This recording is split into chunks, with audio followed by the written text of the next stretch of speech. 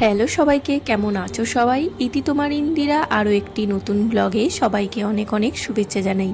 আশা করি সবাই খুব ভালো আছো, আমিও ভালোই আছি।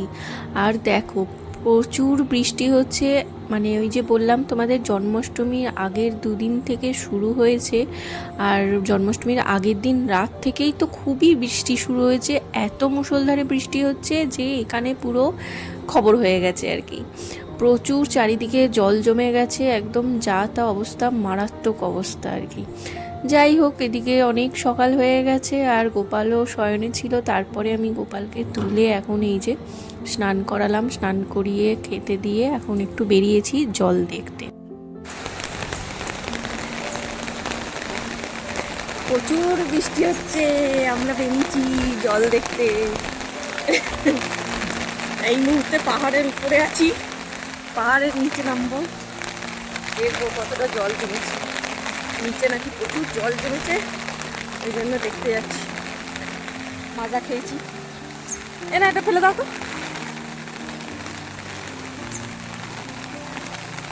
আমরা এখন নিচে যাচ্ছি।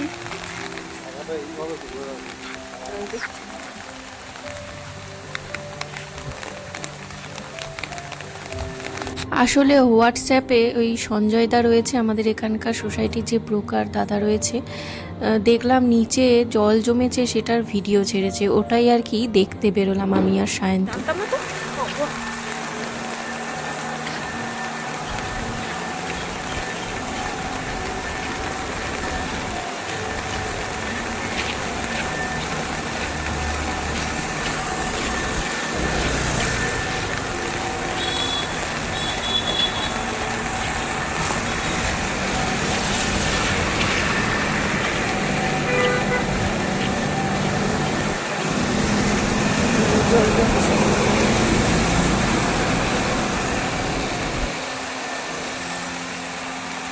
বাপরে কি জল! পাহাড় পুরো দেখা যাচ্ছে না, কুয়াশা বৃষ্টিতে ঢাকা।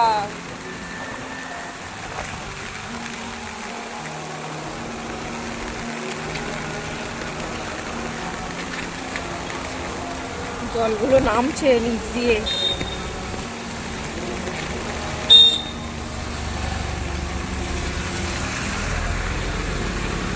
উপর দিয়ে জল নামছে বয়ে বয়ে।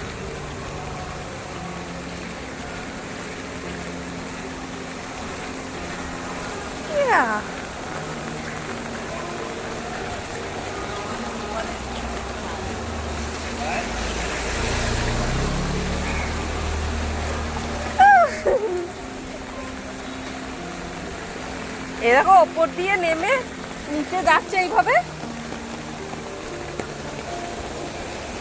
বাপরে, ওই দিকটাই চলো, ওইটা আরো ভালো লাগবে দেখতে সামনে থেকে।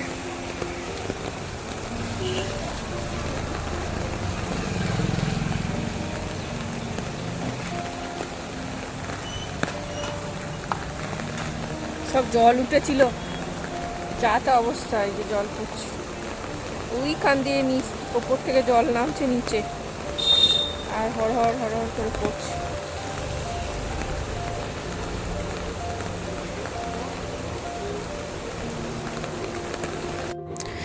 চারিদিকে এত বৃষ্টি হচ্ছে আর এত জল জমে যাচ্ছে, যখন তখন যা তা অবস্থা হতে পারে। তো ওই জন্যেই সায়ন্ত বলল চলো ডিমার্ট থেকে একটু বাজার করে নিয়ে আসি, কিছু ঘরে যা যা জিনিস একটু এক্সট্রা নিয়ে আসাই ভালো, আর একটু চিকেন নিয়ে আসি। তো ওই কারণেই আরও বেরোলাম। আর ওই যে বললাম না নিচে জল জমেছে, সেটার একটা ভিডিও স্ট্যাটাস দিয়েছিল আমাদের সঞ্জয়দা। তো ওটাই সায়ন্ত দেখাচ্ছিল বলে সায়ন্তকে বললাম চলো একবার দেখে আসি। ওই যে তোমাদের দেখালাম যে যে জায়গাটায় আমাদের মানে নিচ থেকে নামার সময় জল জমে রয়েছে, তো ওইখান থেকে জল উঠে এসেছিল। তার তো রাস্তার নোংরা দেখেই তোমরা বুঝতে পেরেছো অবশ্য। ওই ওই জায়গাটায় প্রচুর জল জমেছিল, যার জন্য নোংরাগুলো উঠে এসেছিলো। তো উপর থেকেই দেখে চলে যেতাম, কিন্তু সায়ন্ত বলল চলো একটা ব্যাগ নিয়েই যাই, যদি বাই চান্স এত বেলা হয়ে গেছে জল নেমে গিয়ে থাকে তাহলে আমরা একটু বাজার করে নিয়ে আসবো। তো ওইটা দেখলাম যখন জল জমা নেই তখন তো একটু বাজার করে নিয়ে আসাই ভালো, তাই না? এখন যা অবস্থা চারিদিকে রয়েছে। তারপরেই তো বাড়ি চলে এলাম প্রচণ্ড বৃষ্টি বাদলের দিনে। সায়ন্ত বলল চলো একটু ঘরে চিকেন আনলামই যখন, বোনলেস চিকেনটা দিয়ে একটু পকোড়া বানাও। তো সন্ধেবেলায় এখন এই যে চলে এসেছি একটু পকোড়া বানাতে। কেএফসি স্টাইলের একটু চিকেন সলিড পিস ছিল 500 গ্রাম মতো, সেটাতে একটু নুন, কর্নফ্লাওয়ার, তারপর লাল মরিচ, একটু চালের গুঁড়ো, তারপরে একটু পেরি পেরি মশলা, আর এই যে চিলি ফ্লেক্স দিচ্ছি, আর দিয়ে দেব স্বাদ মতো নুন তো দিয়েইছি, আর একটু গোলমরিচ গুঁড়ো, আর একটা ডিম ফাটিয়ে দেব যাতে ব্যাপারটা একটু ক্রিস্পি হয়। আর এখানে দিয়ে দিলাম বেশ খানিকটা মতো, বেশ অনেকটা পরিমাণের রসুন বাটা আর একটুখানি আদা বাটা। আদা বাটাটা একটু ডিপে ছিল বলে, চিলারে ছিল বলে একটু বরফ হয়েছিল, ওই জন্য মোটামুটি ওই বড় চামচের 1 চামচই দিয়েছি। তারপর ওই যে ডিম ফাটিয়ে একটা দিলাম, দেওয়ার পরে আর একটু ময়দা দিয়েছিলাম, ঠিক আছে। তো তারপরে সমস্তটা খুব ভালো মতো করে আমি এখন হাতের সাহায্যে মাখিয়ে নিলাম খুব ভালো করে। এটা এখন 30 মিনিট রেখে দেব।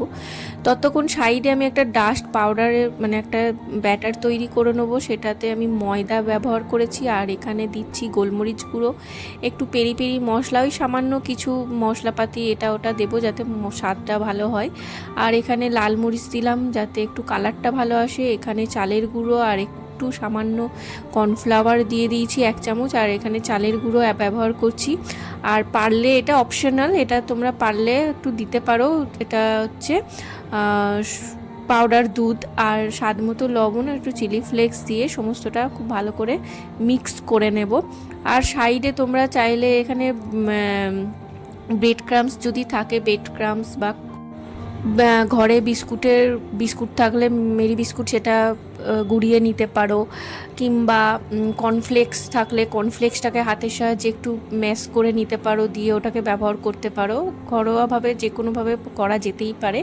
দিয়ে ওটাকে একটা আলাদা ডিমের ব্যাটার তৈরি করে, ডিম আর কর্নফ্লাওয়ারের ব্যাটার তৈরি করে এটা ডবল কোটিং করতে পারো।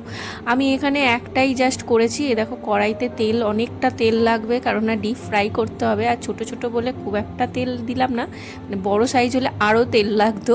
তো একদম ছোট ছোট সলিড পিস বলে এই জন্য আমি অল্পই, মানে মোটামুটি একটা তেল আন্দাজ করে দিয়েছি।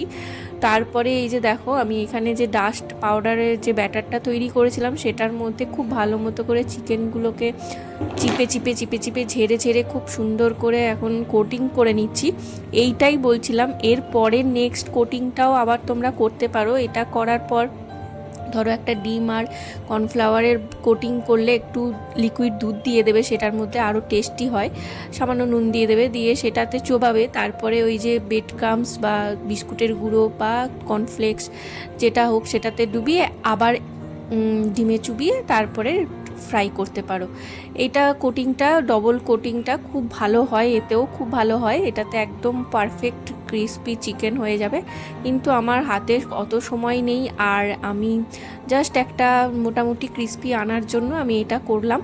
তো এটা করেও খুব ভালো রেজাল্ট, মানে খুব ভালো খেয়েছি আর কি। তো পকোড়াগুলো মোটামুটি আমি করে করে অলরেডি তুলে নিয়েছি, অলমোস্ট কিছুটা হয়ে এসছে, আর বাকিটা করে নেব। চলো তারপরে তো কেমন হয়েছে সেটা পাশে একজন পাবলিক রয়েছে অলরেডি দাঁড়িয়ে, তার কাছ থেকেই শুনে নাও যে কতটা কেমন কি হয়েছে। কেমন চুমু?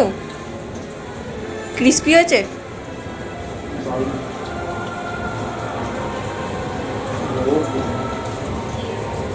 দোকান দোকান ফিল হচ্ছে?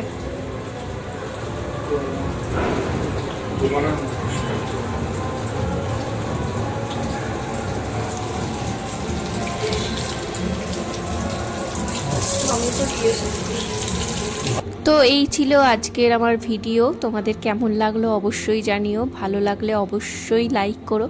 সবাই খুব ভালো থেকো, সুস্থ থেকো, সাবধানে থেকো। দেখা হবে খুব তাড়াতাড়ি তোমাদের সাথে নতুন একটা ভিডিও নিয়ে।